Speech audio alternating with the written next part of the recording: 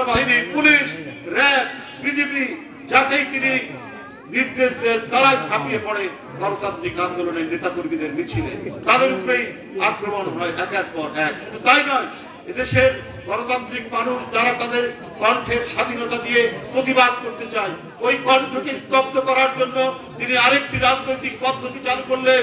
তিনি গুম নামে একটা পদ্ধতি চালু করলেন, যে বিরোধী দলের কোন নেতা যদি কথা বলে বেশি, যদি সে বেশি প্রতিবাদ করে, তাহলে তাকে অদৃশ্য করে দাও, তাকে যেন কেউ খুঁজে না পায়। এইভাবে আমরা দেখেছি এমপি, আপনার কাউন্সিলর, ছাত্র নেতা, যুব নেতা, শ্রমিক তিনি অদৃশ্য করেছেন, গুম করে দিয়েছেন। এখানেও তিনি ক্ষান্ত হননি। তিনি করেছেন কি? ক্রস ফায়ার, বিচার বহির্ভূত। আমাদের অনেক ছাত্র নেতা, যুব নেতা, এমনকি উপজেলা চেয়ারম্যান, তার লাশ পাওয়া গেছে নদীর ধারে, হয় শীতলক্ষা নদীর ধারে, না হলে বুড়িগঙ্গার ধারে, না হলে তুরাগ নদীর ধারে, না হলে যশোরের কোন নদীর ধারে, না হলে চট্টগ্রামের কর্ণফুলির পাশে। এই 15.5 বছর লাশ আর লাশ, যাতে এটাও করা হয়েছে যে তার ক্ষমতাকে নিরাপদ করার জন্য, নিশ্চিত করার জন্য। তার লুটপাটের বিরুদ্ধে কেউ কথা বলবে না, তার লোকরা ব্যাংক দখল করবে সেই তার বিরুদ্ধে কেউ কথা বলবে না, তার ভাগ্নিকে দামি ফ্ল্যাট দেওয়া হবে তার বিরুদ্ধে যেন কেউ কথা না বলতে পারে। জয় শত শত হাজার কোটি টাকা, লাখ শত শত কি লাখ লাখ কোটি টাকাকে পাচার করবে, সেইটা কথা তার বিরুদ্ধে কেউ কথা বলতে পারবে। এই কারণে কি আরেকজন এই দেশের এক রাখাল রাজা নামে যাকে মানুষ অভিহিত করে, উপাধি। একটা ঘটনার কথা আপনাদের বলি। তার আপন ছোট ভাই, তাকে তিনি চাকরি করতেন পর্যটনে, তাকে ডবল প্রমোশন দেওয়া। এটা তিনি কয়েকদিন পর শুনছেন। রাষ্ট্রপতি তো আর ওই পর্যটনের কে প্রমোশন পাচ্ছে না পাচ্ছে সবসময় খবর পান, কিন্তু কয়েকদিন পর উনি শুনেছেন যে তার ছোট ভাইকে ডবল প্রমোশন দেওয়া হচ্ছে। সাথে সাথে পর্যটনের চেয়ারম্যানকে ডেকে তার একটা প্রমোশন বাতিল করেছে। এটা হচ্ছে দৃষ্টান্ত, এটা হচ্ছে সততার এক অনন্য উচ্চতা।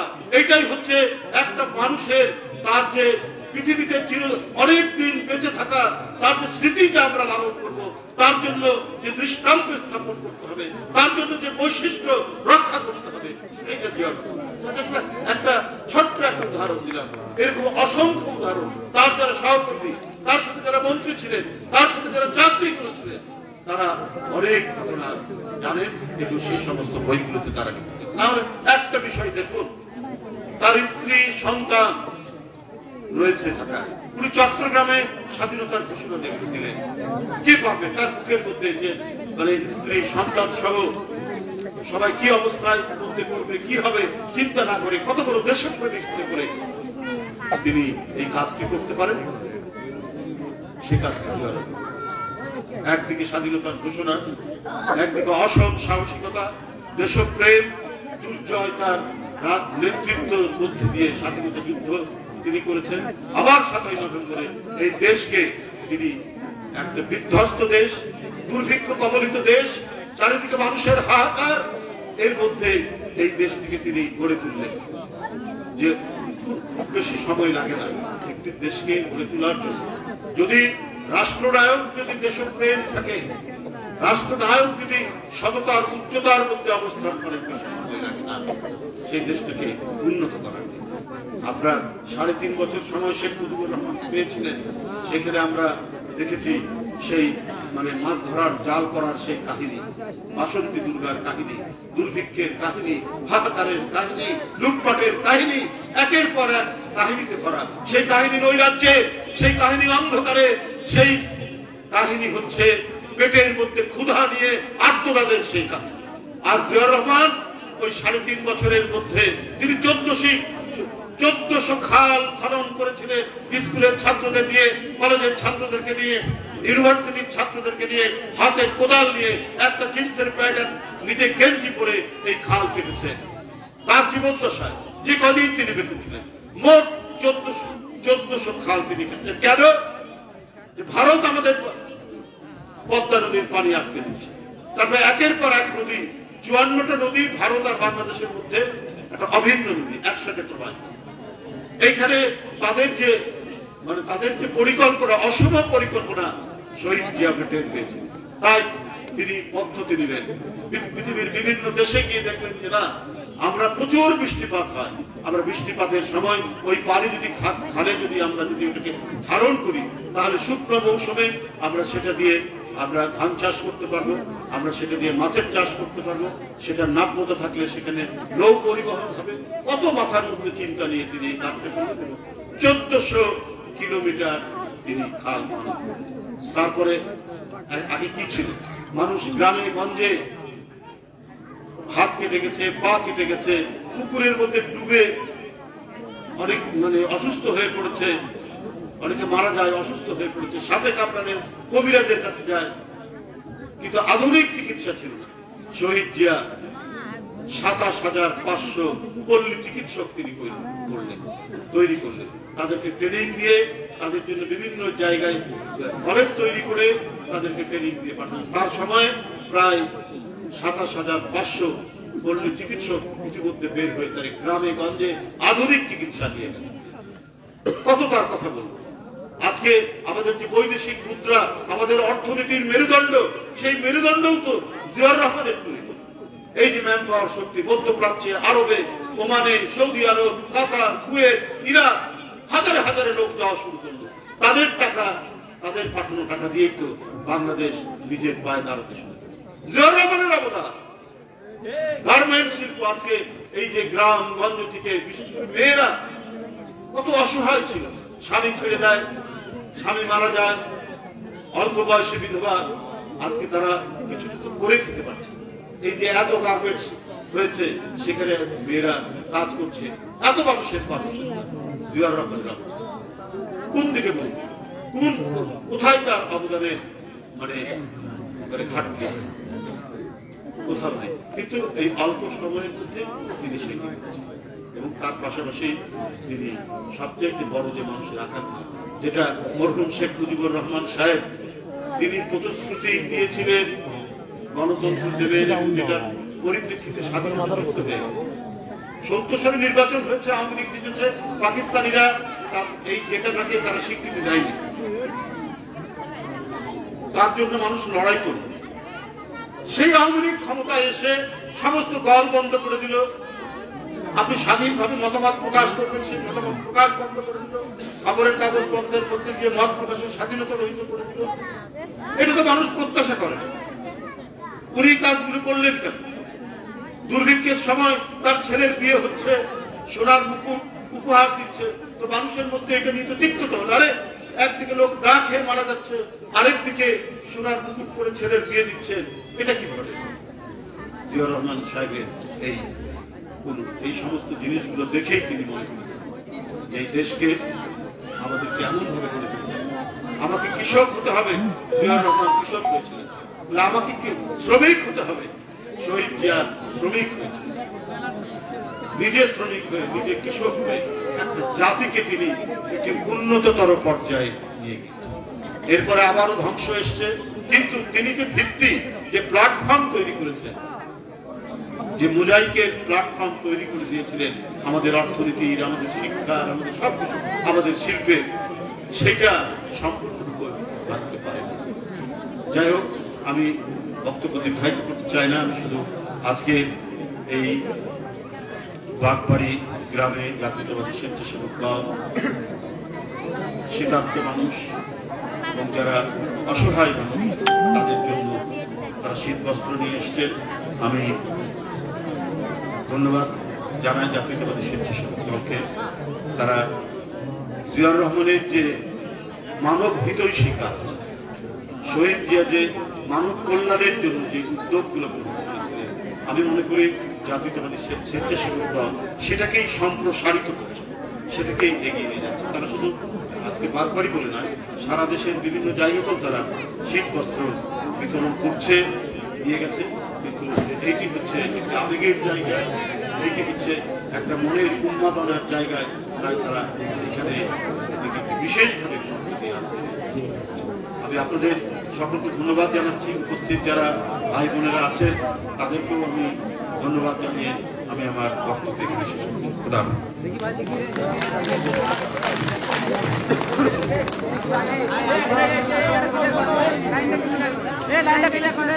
এই জায়গাটা খালি করে দিবেন। এই যে মায়েরা বোনেরা আছেন, এখানে রো আছে, ধারাবাহিকভাবে আসবেন, পেছন দিক দিয়ে চলে যাবেন। আগে সবার আগে আমার মা বোন যারা আছেন ওনারা আসবেন সবার আগে। অন্য কোন এখানে প্রথমে কোনো পুরুষরা আসবেন না, দয়া করে আমাদের মা বোন যারা আছেন তারা আসবেন প্রথমে।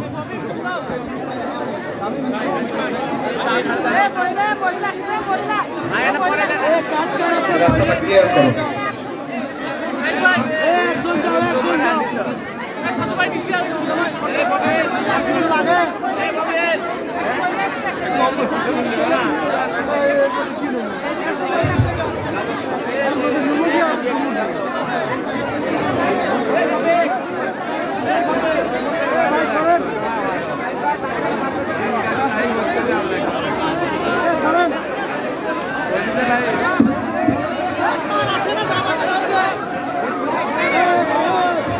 আস্তে আস্তে আস্তে কেউ নড়াচড়া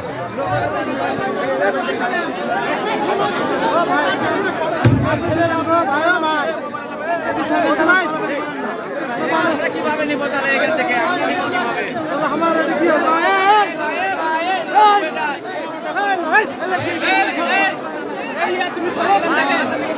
আমার মহিলাদেরকে আসতে দেন, এটা নামিয়ে দেন, আমার বোনদেরকে আসতে দেন, মা বোনদেরকে আসতে দেন।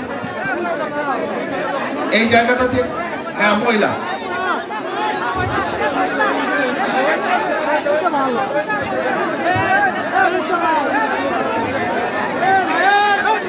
প্রিয় নেতৃবৃন্দ, সবার আগে যে সকল মা বোনেরা দীর্ঘক্ষণ অপেক্ষা করেছেন তাদেরকে সারিবদ্ধভাবে পাঠিয়ে দেন। ভলেন্টিয়ার ভাইয়েরা অত্যন্ত সুশৃঙ্খল ভাবে সুন্দরভাবে প্রোগ্রাম শেষ করতে হবে।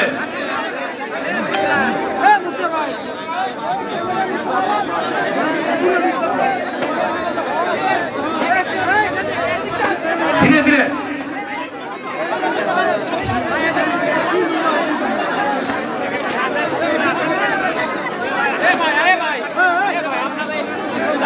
এই রাস্তা মাঝখানে রাস্তাটা ক্লিয়ার করে দেন।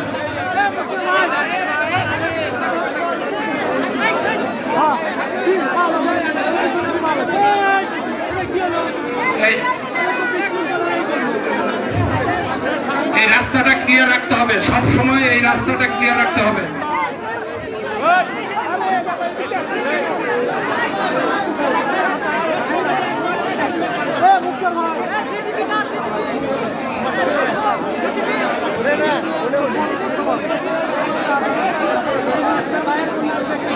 এভাবে ঠিক আছে।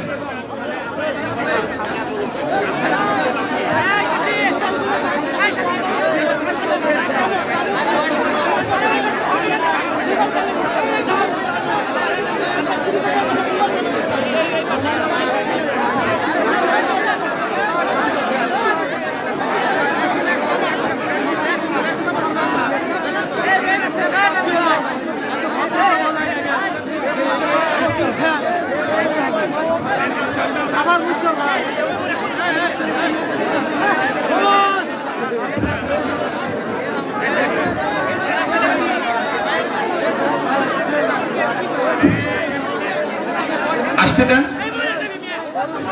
শুভ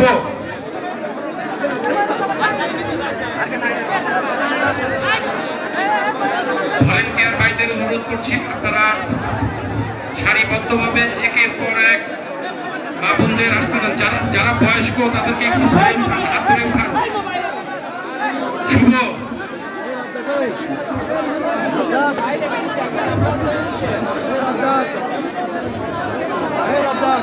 যারা খুবই বয়স্ক তাদের একটু হেল্প করেন।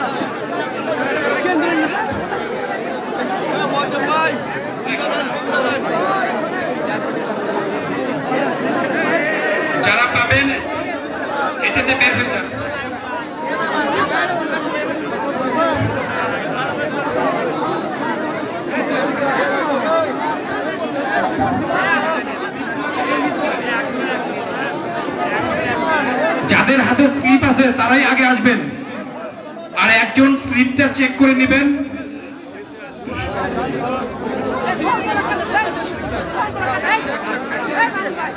সবাই পাবেন, ধৈর্যহারা হওয়ার কোনো কারণ নেই, শুধু সুশৃঙ্খল ভাবে আসেন, হয়ে যাবে ইনশাআল্লাহ।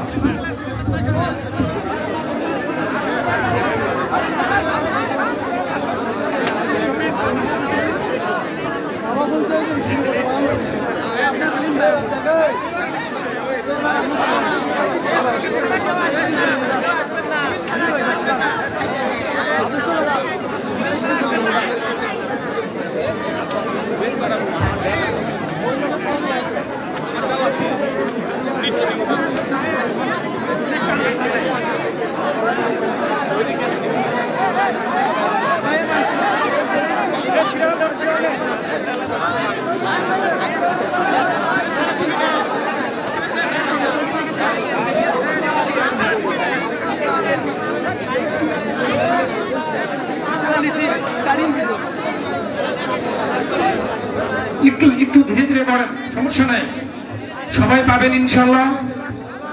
সুশৃঙ্খল ভাবে একের পর এক আসেন, আর ওখানে একজন স্লিপটা একটু চেক করবেন।